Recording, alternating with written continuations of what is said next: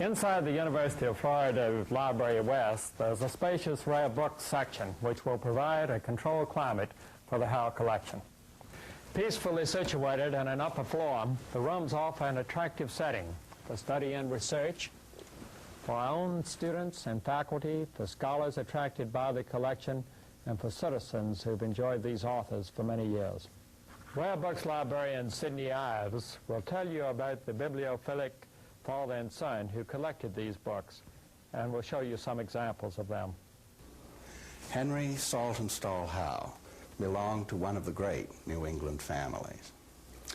When he began his library in 1864, he could acquire literary heirlooms from his cousins, Saltonstalls, Dexters, Parkmans, Peabodys, Blakes.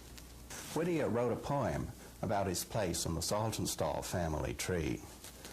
Nathaniel Hawthorne's personal copy of Twice Told Tales descended to Mr. Howe from his ancestress, Sophia Peabody, who, of course, was Hawthorne's wife.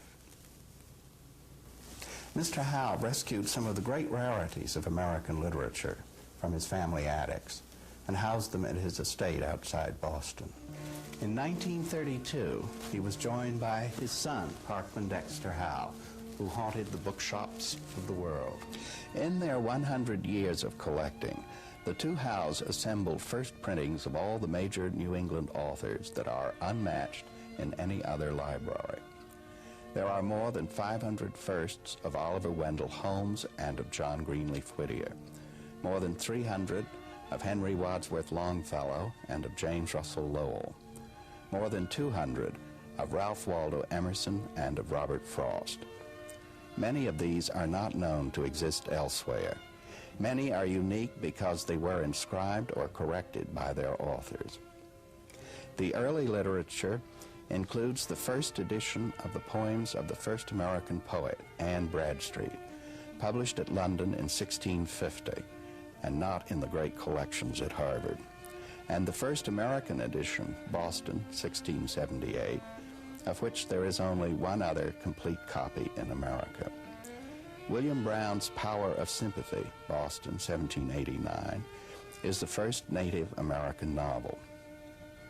This is one of 4 copies in America of the farewell sermon preached by John Cotton to the Puritans just before they sailed for America, London, 1630. The first edition of the first American epic poem, Timothy Dwight's Conquest of Canaan, printed at Hartford, 1785. John Josselin's New England Rarities, London, 1672, is the first published description of American fauna and flora.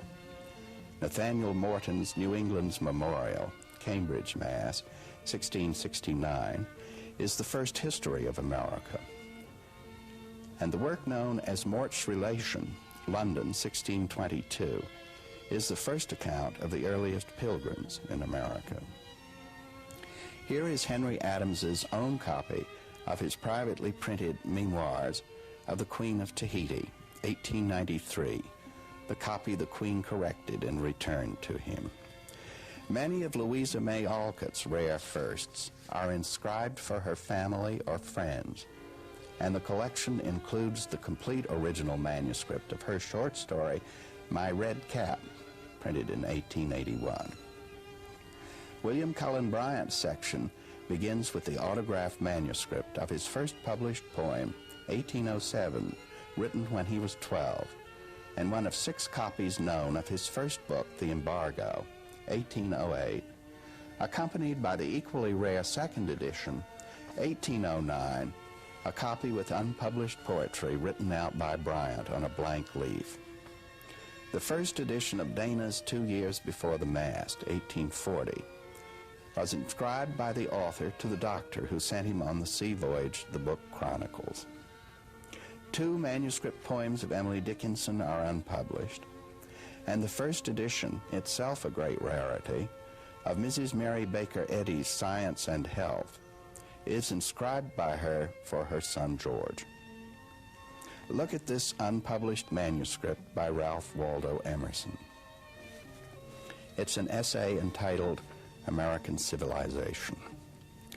The collection of Robert Frost, a personal friend of Mr. Parkman Howe, may be the best in existence. This Hawthorne manuscript is a complete short story, The Celestial Railroad. Longfellow's first literary work, Outre-mer, 1833, is the only known copy of the first date of printing, and his first book of poetry, Voices of the Night, is the copy he inscribed for his mother on 8 December 1839. Many of the inscribed copies in the Howe collection are the only evidence for the day and month of publication. Only the Huntington Library in California has another copy of the Order of Services for the Watertown Congregational Church, 1841, which prints a hymn by James Russell Lowell, and other Lowell printings are known only by the Howe copies. This was one of his school books.